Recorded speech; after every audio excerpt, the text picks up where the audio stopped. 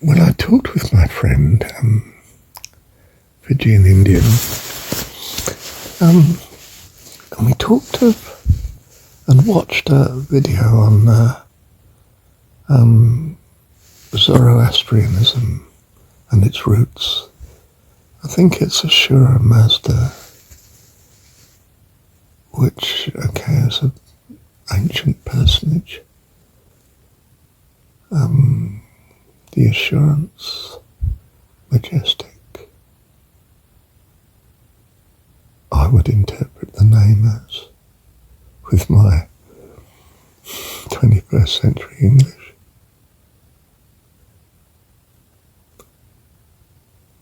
That if other suggestions are right, came at the end of the last ice age. More or less 6,500 BC, perhaps. Look, it's all conjecture. But it's a very interesting historicity.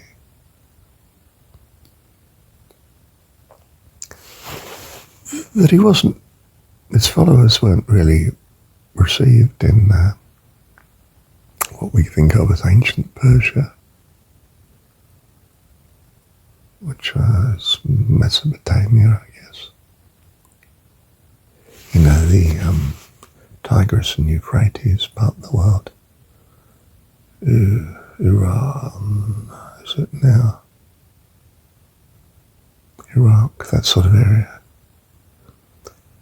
So they all sort of scattered into what was a less compartmentalised world, but we could think of it in terms of the countries that it was to become, like, I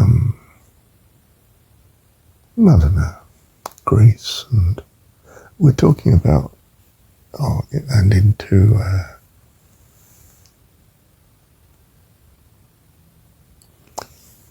was it Tigris Euphrates area, or was it Anatolia, which is what we think of as Turkey? But anyway, they were scattered and communities set up in anything as far as India or as far as Northern Europe, what we think of as Germany now, and across to Spain and presumably down to Egypt. And that they were the background to the cultures and religions that we think of more definitely from our modern day perspective now, in their locations in different parts of them. What would have been a Mediterranean-centered view of the world.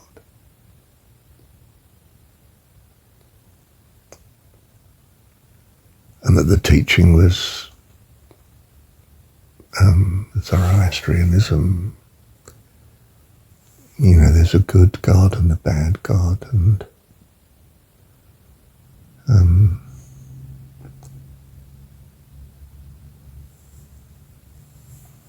there's a messianic sort of expectation in it too. In fact, the essences of all the basic religions stemming from this early teaching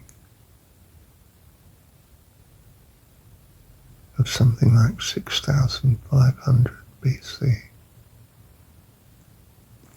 which is possibly at the end of when the Ice Age actually was, not our carbon dating date of, I don't know, 10 or 11,000 BC, whatever they've got it at.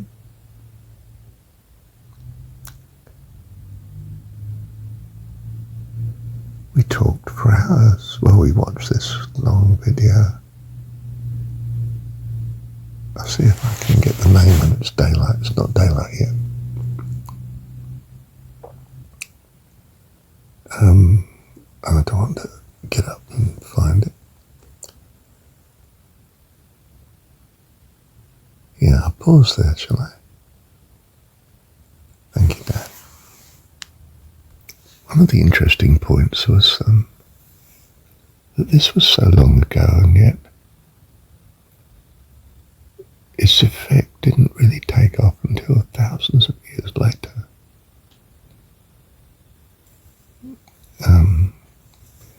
What we might think of as the Hebrew religion,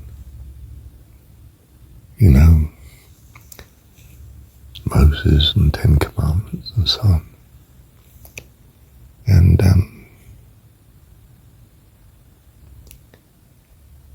the other religions, Hinduism and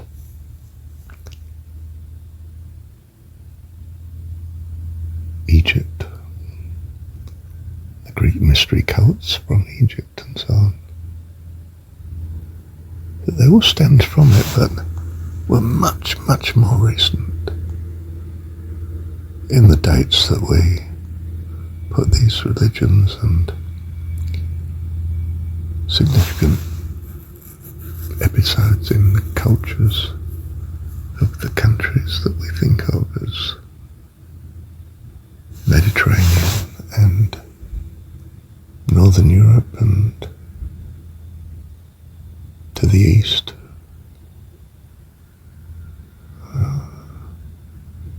Possibly even as far as China, I'm not sure.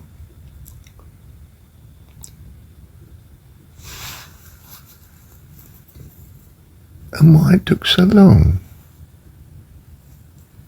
But then Christianity is an example of it, isn't it?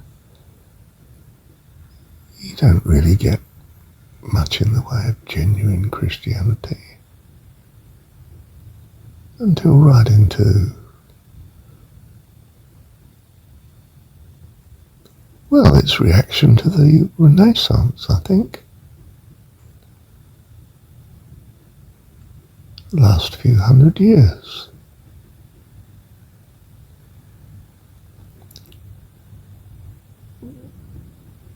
I'm not sure about that.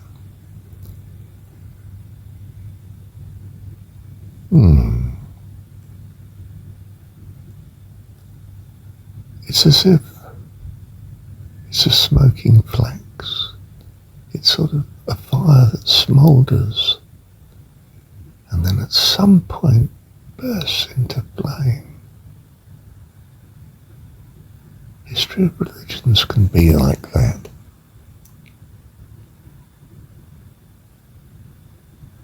There's the event, perhaps mythical,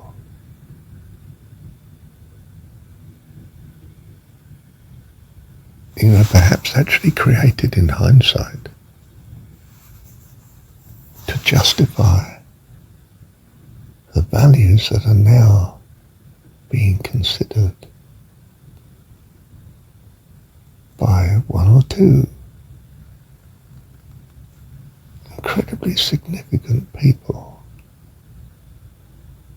that write it up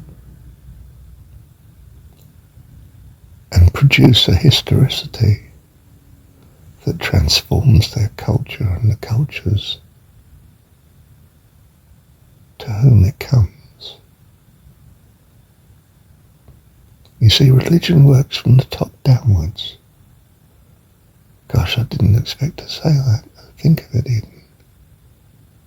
Not from historical development as we visualize it.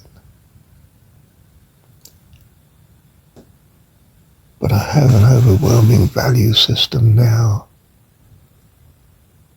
which I translate back into a historistic story to give a historicity of how I've come to be so swept up with this vision, if you like, spiritual, esoteric experience. And the result is another great religion, which of course goes astray because of what the world does with it, but astonishing impact, even so. For thousands of years sometimes. Into the future.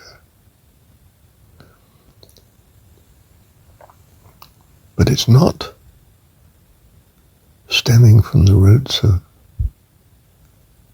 the ancient past that the story gives, but actually stems from a present then time when a person was moved spiritually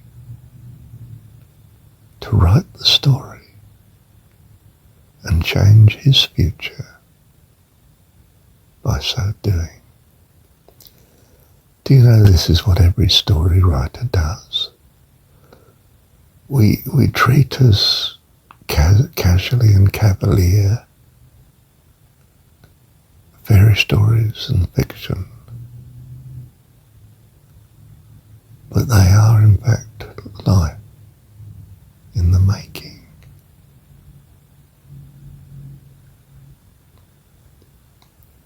The writers are the authors of transformation and transcendence by the grace of God. Thank you, Dad.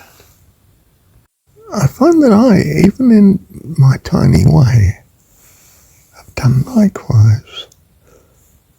I didn't think I was some great storyteller, one who has been so alien to fiction in his earlier decades.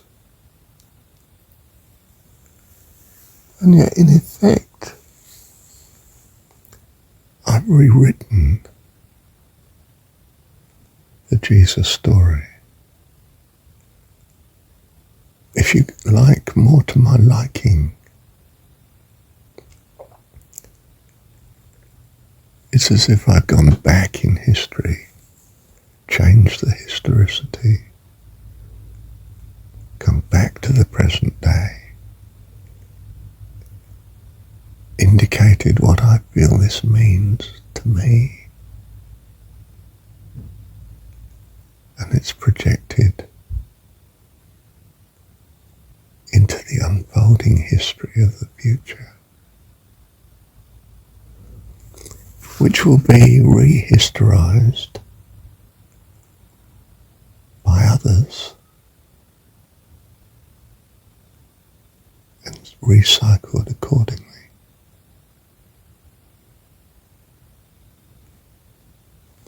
And I too will become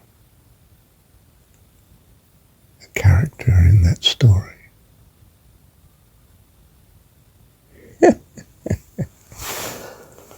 But I, the me,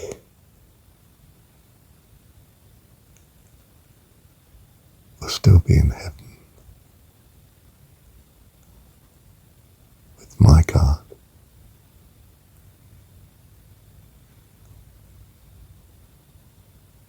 My dearest friend.